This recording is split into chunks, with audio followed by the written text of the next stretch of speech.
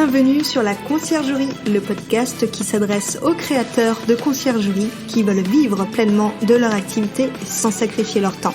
Je suis votre hôte Vanessa Guérin et chaque semaine, venez discuter management, organisation et évolution avec une créatrice de conciergerie comme vous. Bonne écoute! Bonjour à tous et bienvenue dans l'épisode numéro 9 du podcast La Conciergerie. Aujourd'hui, je vais vous expliquer pourquoi vous devriez absolument ouvrir une conciergerie à la campagne. Alors certains ont déjà une conciergerie, mais pour ceux qui ne l'auraient pas créée, je vais vous expliquer pourquoi vous devez vous installer dans les zones rurales. Alors dans cet épisode, dans un premier temps, on va voir pourquoi les voyageurs viendraient-ils à la campagne pour leurs vacances. Dans un deuxième temps, nous verrons pourquoi le propriétaire achèterait dans une zone rurale et pourquoi il devrait mettre en location courte durée. Et bien sûr, dans un troisième temps, ce qui nous intéresse le plus, l'intérêt d'ouvrir une conciergerie dans cette zone. Dans cet épisode, il va y avoir beaucoup de chiffres, donc tenez-vous prêts. Ce sont des chiffres très intéressants et parlants.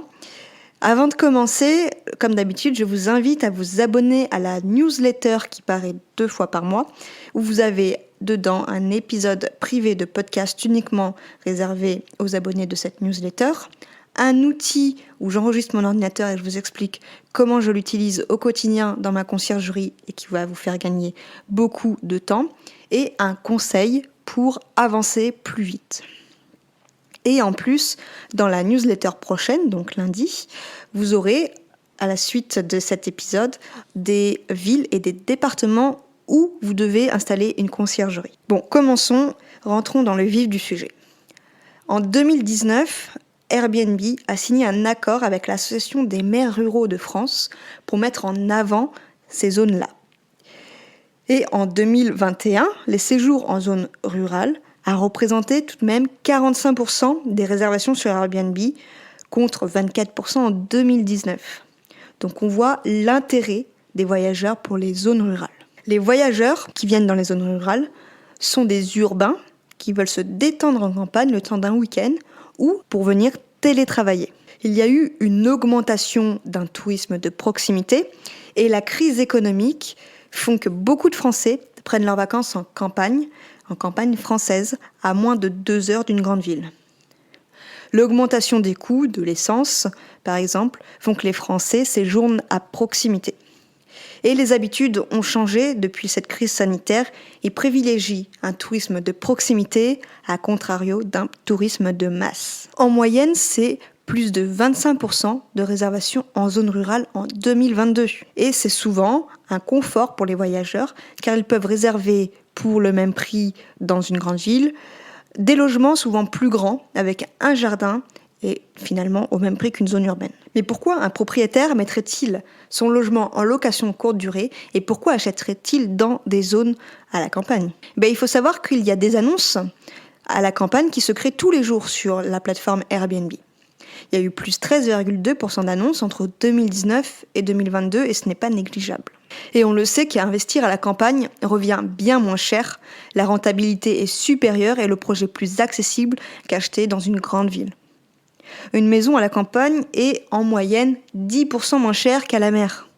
Donc c'est forcément plus simple. Il y a aussi, il faut le savoir, un problème de législation des locations dans les zones tendues. Alors qu'en zone rurale, il y a peu de contraintes et il faut parfois qu'une seule déclaration à la mairie. Si je vous donne un exemple, dans ma conciergerie, je suis dans une ville moyenne, pas à la campagne profonde, mais dans une ville moyenne, c'est-à-dire 24 000 habitants.